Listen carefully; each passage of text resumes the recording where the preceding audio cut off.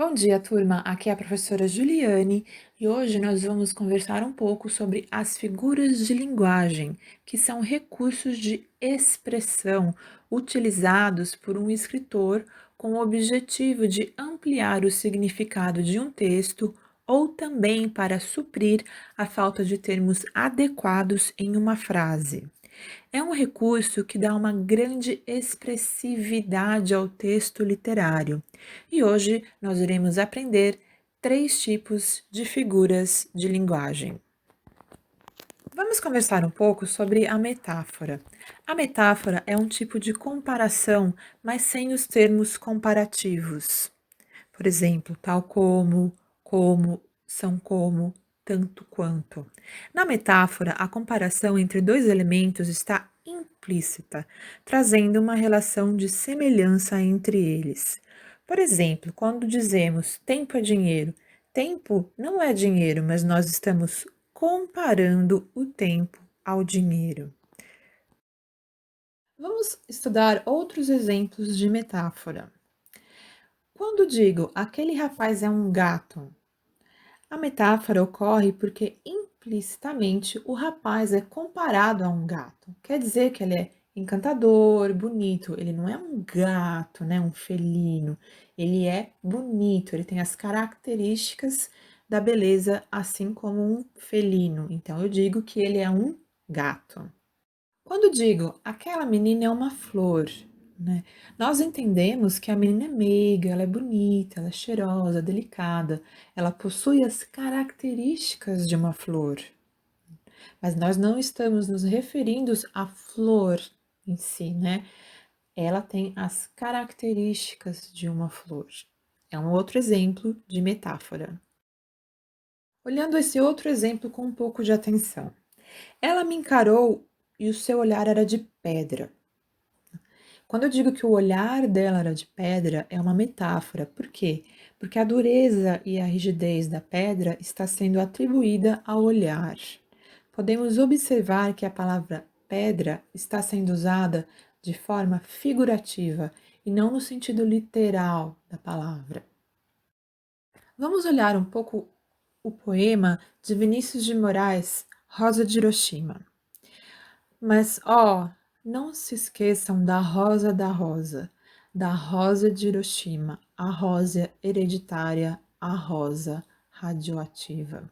Quando ele diz a rosa radioativa, ele está se referindo à bomba atômica. Então, ele compara a bomba atômica a uma rosa. Então, isso é um grande exemplo de metáfora que nós encontramos no poema de Vinícius de Moraes. Vamos conversar um pouco sobre uma outra figura de linguagem que é a ironia.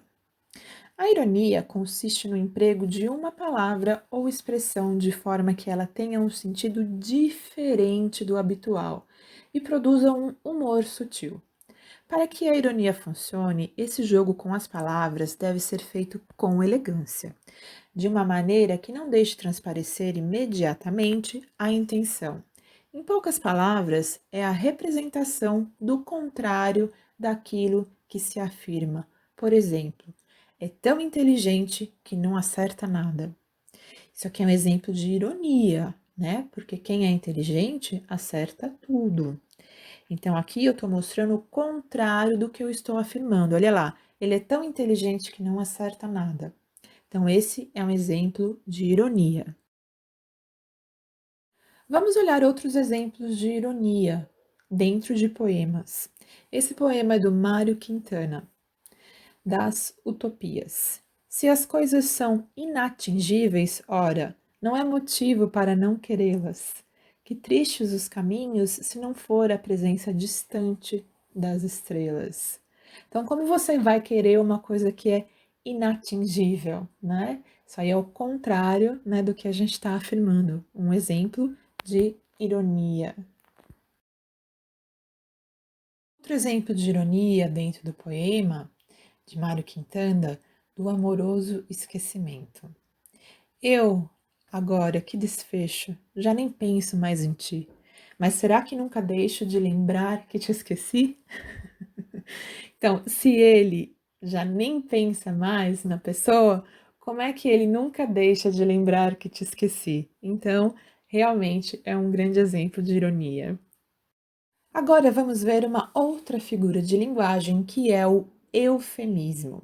O eufemismo ocorre quando utilizamos palavras ou expressões que atenuam e substituem outras que produzem um efeito desagradável e chocante. Por exemplo, faltei com a verdade ao dizer que fui à igreja. Essa expressão tem um impacto negativo. Então, para suavizar, eu troco a palavra, que seria uma mentira, né? Eu menti ao dizer que fui à igreja. Então, eu dou uma suavizada e digo: faltei com a verdade ao dizer que fui à igreja. Esse é um exemplo de eufemismo. Vamos olhar um outro exemplo de eufemismo encontrado na obra do escritor Machado de Assis. E fizeste isso durante 23 anos, até que um dia deste o grande mergulho nas trevas. Então ele usa essa expressão, o grande mergulho nas trevas, para se referir à morte. É uma maneira suavizada de se referir à morte. Outro exemplo de eufemismo na obra de Manuel Bandeira, no poema Antologia. Quando a indesejada das gentes chegar, encontrará lavrado o campo, a casa limpa, a mesa posta, com cada coisa em seu lugar. Então, ao invés de usar palavras negativas, ele utilizou a expressão a indesejada das gentes chegar. Esse é um outro exemplo de eufemismo encontrado na obra de Manuel Bandeira.